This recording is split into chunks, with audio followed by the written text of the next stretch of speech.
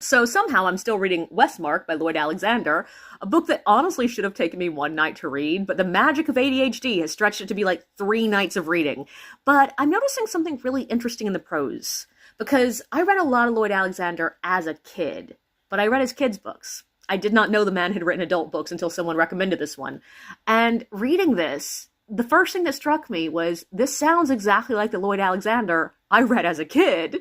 And I mean both like, yeah, I recognize a lot of the tics and tropes and stuff, but also the prose. It is the same sort of sparse, omniscient third person where we are getting very little in-depth details about what's going on. It's mostly just sort of an overview with the occasional moments of this character feels this way about this.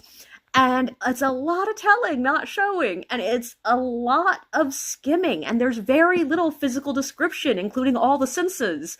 And what strikes me as so interesting is this really was the style of fantasy that was written in the 80s. And it's also completely counter to what 90% of writing advice says to do now. And I think that really the takeaway here is writing, like everything else, has trends, has fads. And just because what you're writing is not to trend now doesn't mean it's bad. Yeah, it might mean it's harder to sell, but books like this have stuck around not just because the author's name is well known, but also because people enjoy them.